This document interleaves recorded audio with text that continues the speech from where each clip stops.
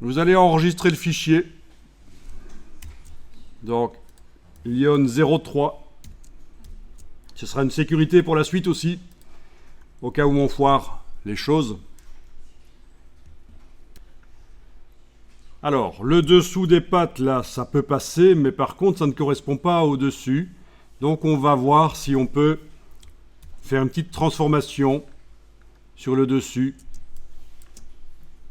Vous allez, en ayant le calque ici activé et aucune sélection en cours, donc désélectionner, c'est grisé, ça veut dire qu'il n'y a pas de sélection, c'est parfait. Vous allez dans le menu édition, déformation de la marionnette. Et là, vous avez un filet qui entoure. Alors, le filet, vous le voyez si ceci, dans la barre d'options, est affiché. Afficher filet. Vous allez pouvoir modifier un peu l'expansion, parce qu'on a un bord flou et c'est pas plus mal d'augmenter un peu l'expansion dans ce cas-là.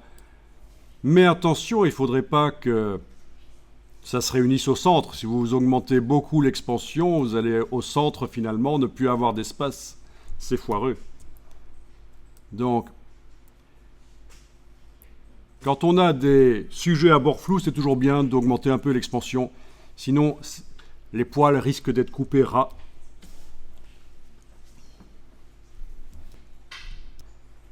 Si vous ne voyez pas bien ce que vous faites, il est possible d'enlever l'œil en face d'une des couches, notamment la couche verte, et vous avez tout qui apparaît dans une couleur différente. Là, je remets le vert. Si j'enlève le rouge, voilà. Si j'enlève le bleu, voilà. Donc, il est possible d'augmenter temporairement la visibilité, peut-être en enlevant l'œil en face d'une des couches de la palette des couches. Une des couches rouge, vert ou bleu. Voilà. Mais là, je vais les laisser. Alors, le principe, c'est qu'il va falloir cliquer en bas pour mettre une punaise. Là aussi, voilà, j'ai mis 2 punaises, vous voyez. Première punaise, deuxième punaise. Voilà. Si on a mis une punaise là où il ne faut pas, avec la touche Alt enfoncée, si on s'approche et qu'on clique sur elle, elle s'en va. Mais ça, c'est pour attacher les pattes en bas, en fait. Puis, je vais peut-être mettre une punaise ici, aux chevilles, et là, aux chevilles, oui. Et puis, une à l'extrémité ici, une à l'extrémité ici. Voilà. Alors, avec celle des extrémités, mais sans enfoncer aucune touche au clavier, je la prends et je commence à bouger et j'essaye d'ajuster. Voilà. Peut-être que la cheville aussi, je dois l'ajuster. Voilà. Il s'agit donc d'essayer de faire correspondre plus ou moins le haut de la patte. Voilà. Alors, il est possible d'ajouter des punaises pour essayer d'affiner un peu. Oui, il y en a qui se servent de ça pour affiner des silhouettes.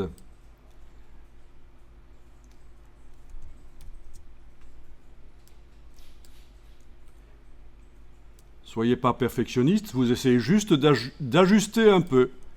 Et quand c'est fait, vous allez valider avec le petit V là au-dessus. Et toutes les punaises qu'on a mises vont être perdues. Si on doit recommencer l'opération, il faudra retourner dans Édition, Transformation de la marionnette, Déformation de la marionnette, et remettre des punaises.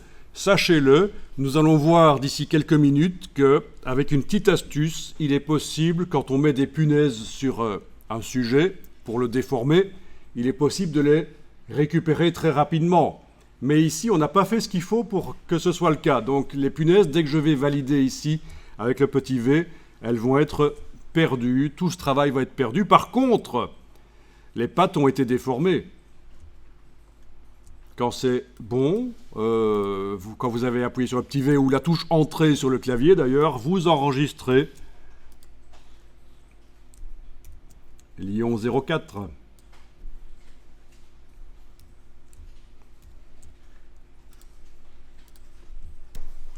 chaque fois que vous enregistrez, vous avez une boîte qui apparaît « Maximiser la compatibilité », vous avez remarqué.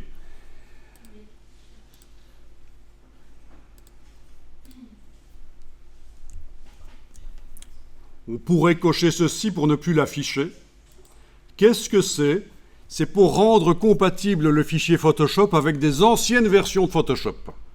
Si je dois l'envoyer à quelqu'un qui n'a pas la dernière version, celle sur laquelle je suis en train de travailler, il aura plus de chances pour arriver malgré tout à ouvrir. C'est rendre compatible. C'est utile aussi quand on doit utiliser les fichiers Photoshop dans d'autres logiciels qui ne sont pas Adobe, mais qui peuvent malgré tout ouvrir des fichiers Photoshop avec les calques. Le fait de maximiser la compatibilité pourra aider, faciliter les choses. Comme ça, vous voyez. Là, je coche ne plus afficher. Comme ça, à la fois suivante que je fais enregistrer sous, ça ne viendra plus. Et si ça me prend l'idée de changer un jour, de ne plus enregistrer des fichiers compatibles, ils seront... Parce que les fichiers compatibles sont un peu plus lourds sur le disque dur, en fait. Il suffira que j'aille dans les réglages. Ne le faites pas, je vous montre juste ici. Dans les réglages et que j'aille sur ce qui concerne les fichiers. Et ça se gère quelque part ici. Voilà. Maximiser la compatibilité, ça se gère là. Mais je ne vais pas le faire ici. Voilà. Alors, ça se voit quand même qu'il a comme des bottes.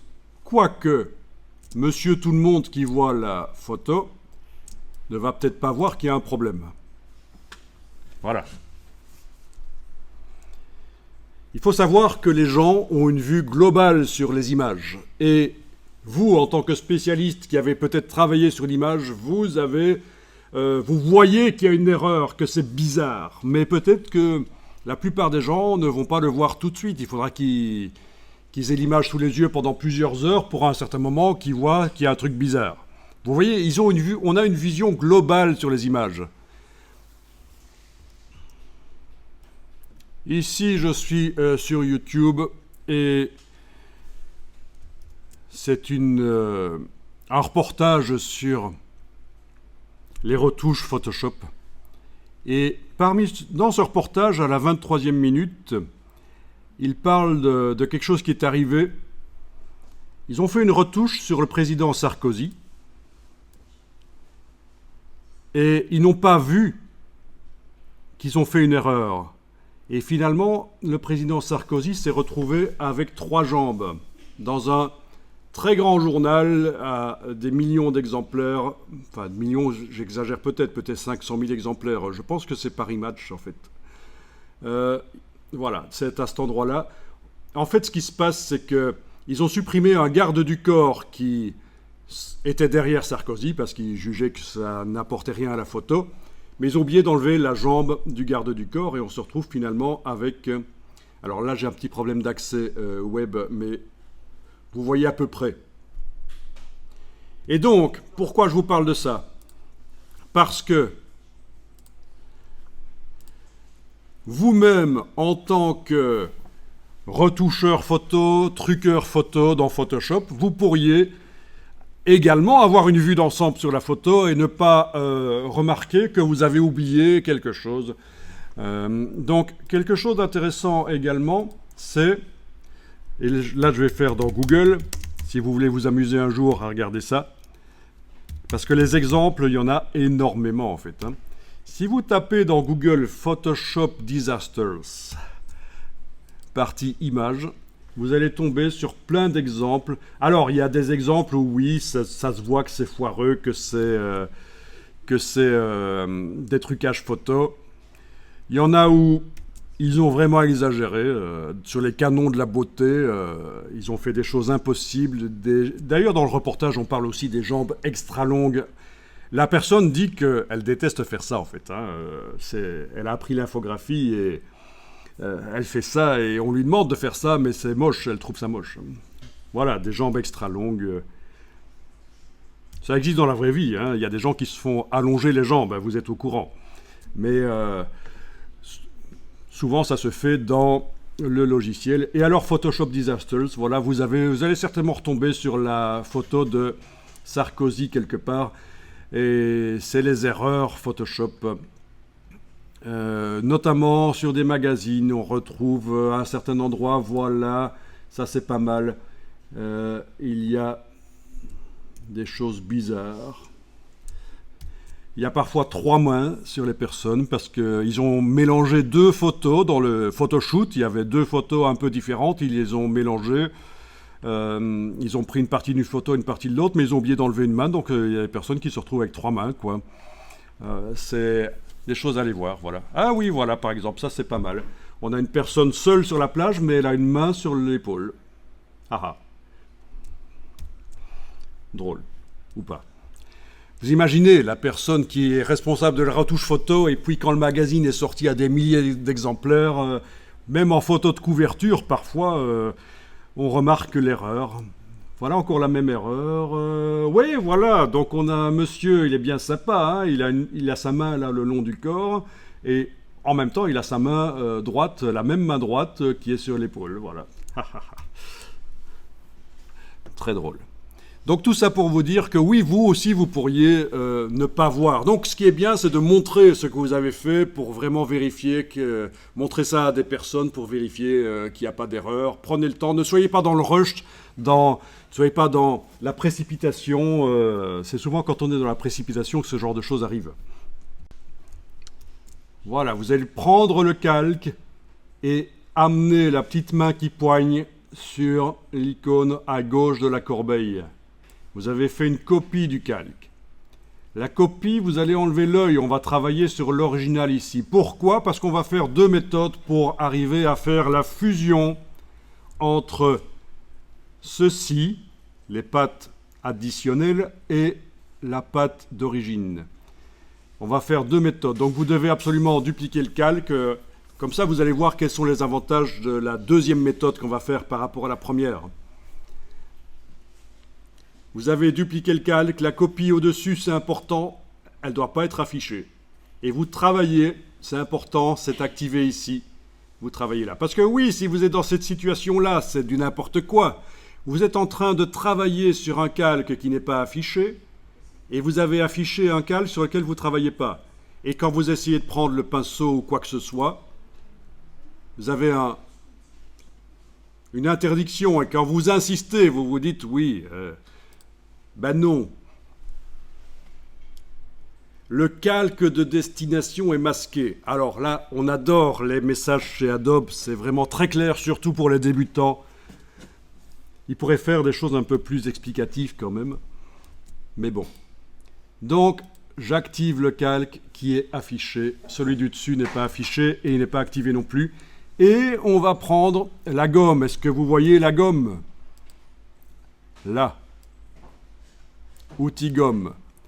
La gomme, vous allez modifier sa brush comme on a fait pour le pinceau, c'est-à-dire CTRL-ALT, clic droit sur le PC, clic gauche sur le Mac. Et il nous faut une gomme absolument à bord flou, donc dureté, de haut en bas, vous voyez, dureté 0%. Et n'hésitez pas à faire grand. Voilà, ça c'est la gomme. Et alors, vous allez gommer par le dessus, là. Voilà. Par le dessus, vous allez gommer. Et ça fait la fusion. Donc, si j'enlève maintenant l'œil en face du calque d'arrière-plan, je vois que le dessus s'évapore. Ça n'est plus net. Il y a une fusion. Et ça, c'est une bonne astuce.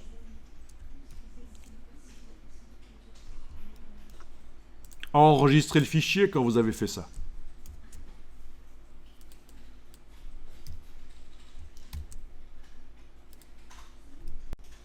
Le problème de ça, c'est qu'on a fait du destructif. La gomme nous a effacé les pixels.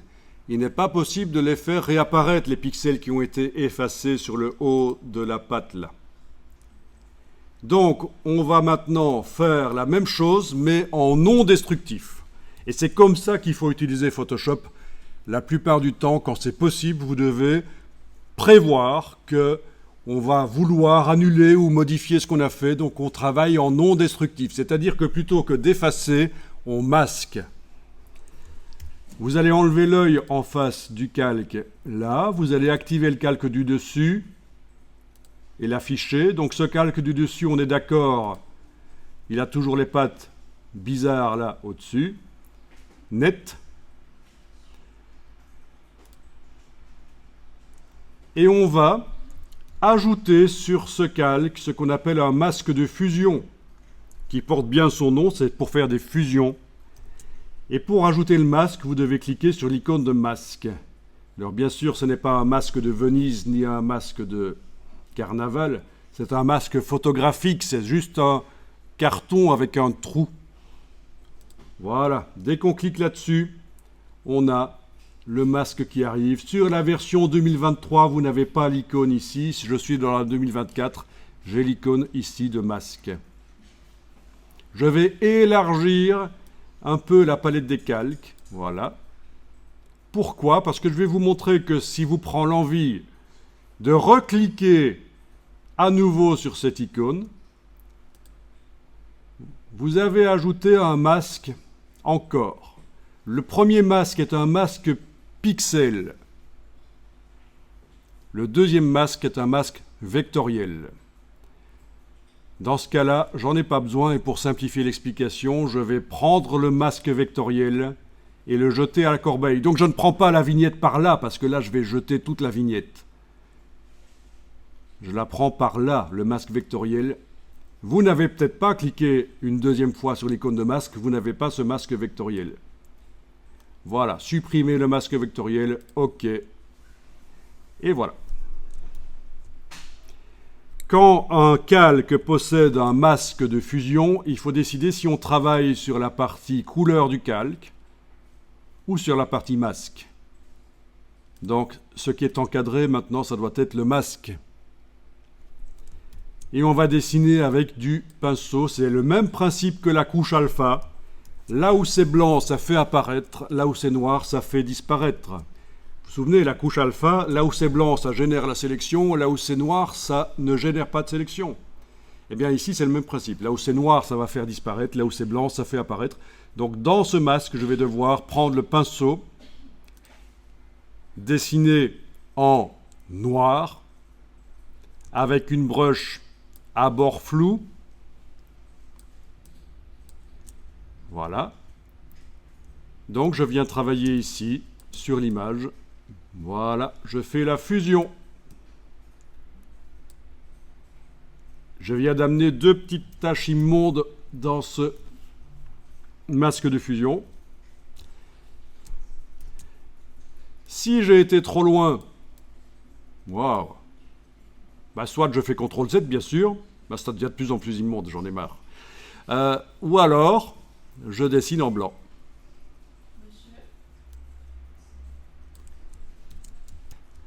Donc voilà, avec le blanc, je fais réapparaître, j'ai redessiné dans le masque. Donc, c'est du non destructif. Touche X, je redessine en noir. Voilà, je viens modifier éventuellement. Alors au niveau couleur, c'est peut-être pas tip top, ça correspond peut-être pas, mais voilà, ça paraît quand même assez convaincant. Vous enregistrez le fichier quand c'est fait.